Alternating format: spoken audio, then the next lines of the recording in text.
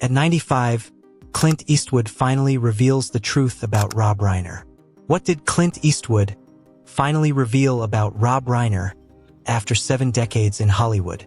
Why does he believe the industry has betrayed its original purpose? And what philosophical divide separates 2 of cinema's most recognized figures? Stay with us as we uncover the truth behind Eastwood's candid reflections at 95. Born Clinton Eastwood Jr. on May 31, 1930 in San Francisco, California, Clint Eastwood entered the world during the Great Depression. According to the document provided, his early years were marked by constant relocation as his family chased work opportunities across California. This transient childhood instilled in young Eastwood both self-reliance and emotional reserve, traits that would later become inseparable from his on-screen presence. He was a quiet, introspective child who preferred observing to speaking, characteristics that would define not just his acting, but his entire approach to storytelling. Music, particularly jazz and piano, played a foundational role in shaping Eastwood's artistic sensibilities. The document notes that these early musical influences nurtured his lifelong appreciation for rhythm, mood, and understatement, elements that would profoundly influence his filmmaking style decades later. After high school, Eastwood worked as a lifeguard, lumberjack, and gas station attendant. These working-class experiences grounded him in ordinary realities and gave him deep respect for labor and resilience that would inform his understanding of American life.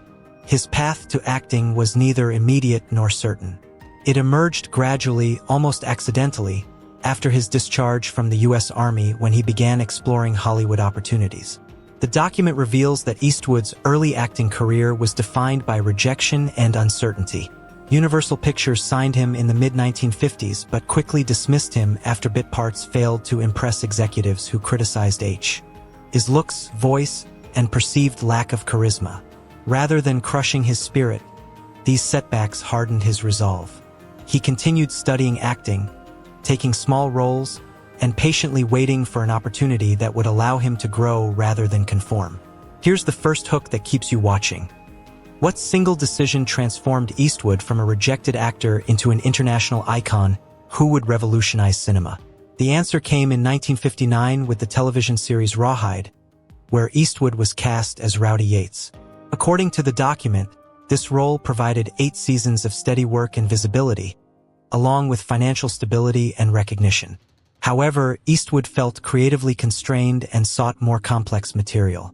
His willingness to take a major risk by leaving American television to work in Italian cinema would change not just his life, but the history of film itself.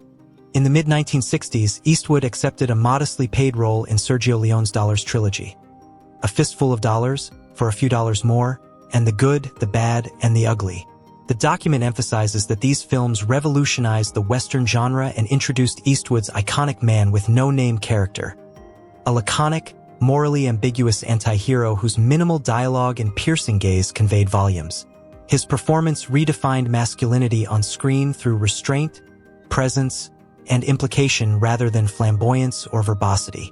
The success of these films made Eastwood an international star and forever altered the tone and aesthetics of Western cinema. According to the document, more importantly, they gave Eastwood control over his career choices, creative direction, and professional independence. This autonomy would become the foundation of everything he accomplished in the decades that followed.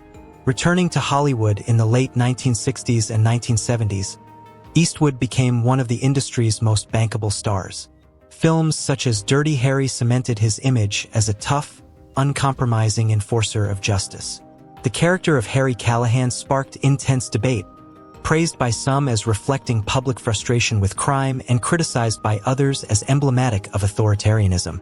According to the document, Eastwood consistently resisted simplistic interpretations, insisting that his characters reflected moral complexity rather than ideology. The document reveals that throughout this period, Eastwood demonstrated remarkable versatility, appearing in westerns, action films, thrillers, romantic dramas, and comedies. Movies like Play Misty for Me, High Plains Drifter, The Outlaw Josie Wales, Every Which Way But Loose, and Escape from Alcatraz showcased his range and growing confidence behind the camera. He was not merely acting. He was learning, experimenting, and quietly preparing for his most significant transformation into one of cinema's great directors. As a director, the document reveals that Clint Eastwood developed a distinctive style characterized by economy, emotional restraint, and deep respect for actors.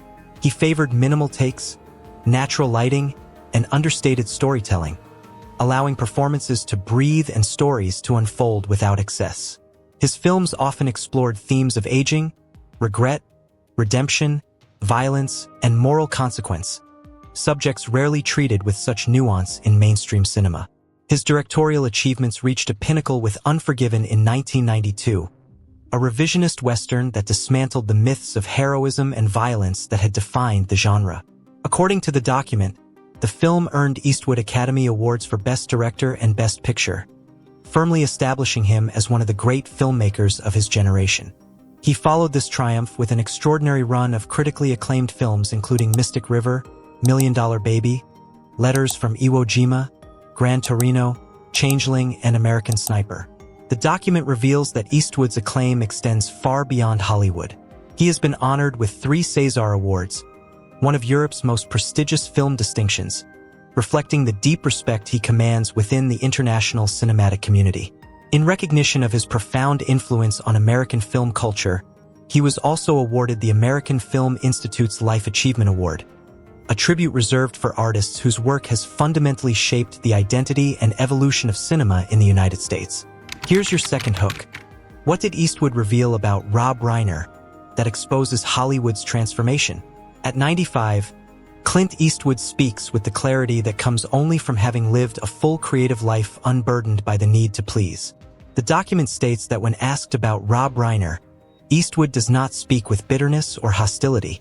Instead, his comments are measured, philosophical, and rooted in a belief that Hollywood has drifted away from its original purpose of telling stories that unite rather than divide. According to the document, Eastwood acknowledges Reiner's talent and achievements, particularly his early work which emphasized humor, warmth, and human connection. Eastwood states that those films represented a time when Hollywood was less consumed by ideological signaling and more focused on craft. The document quotes Eastwood saying that Reiner is talented and that you don't make the movies he's made without understanding character and timing. However, what troubles Eastwood is what he sees as a transformation, not just in Reiner but in the culture around him. The document quotes Eastwood's reflection. Somewhere along the line, the business stopped being about curiosity and became about certainty, which he considers dangerous in art. In Eastwood's view, Reiner has become emblematic of a Hollywood class that no longer tolerates disagreement, mistaking moral conviction for moral superiority. Eastwood contrasts this with his own approach, stating that he never believed his job was to tell people what to think, but rather to show people who they are. The document explains that his films, even controversial ones, were never meant to lecture audiences but to provoke thought. Whether directing westerns, war films, or intimate character studies, Eastwood trusted viewers to draw their own conclusions. According to the document, Eastwood identifies the real divide between himself and Rob Reiner as philosophical rather than political. Eastwood explains that Reiner wants to win arguments while he wants to ask questions.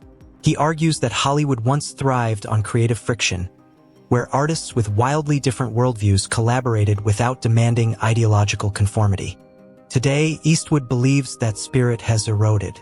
The document quotes Eastwood recalling there was a time when you could disagree and still respect each other, contrasting it with now when disagreement is treated like a moral failure. He suggests that Reiner's outspoken activism reflects a broader trend in which entertainers mistake volume for virtue. To Eastwood, moral certainty closes doors that storytelling should leave open. At 95, the document shows that Eastwood expresses no desire to settle scores. His tone is calm, almost detached, stating that life is too short for grudges. What remains important to him is legacy, not awards or box office numbers, but the freedom to tell stories honestly. The document quotes him expressing that he would rather make a movie that makes people uncomfortable than one that tells them they're perfect. In the end, according to the document, Eastwood's truth about Rob Reiner is not a revelation but a lament. It is the sorrow of an artist watching an industry trade curiosity for conformity. The document concludes with Eastwood's observation that Hollywood used to be a place where outsiders belonged, but now it's a place where everyone is trying to prove they're on the inside. For Clint Eastwood, that change matters far more than any single name. His reflections serve not as an attack on any individual, but as a meditation on what has been lost in an industry that once celebrated independence and now demands alignment.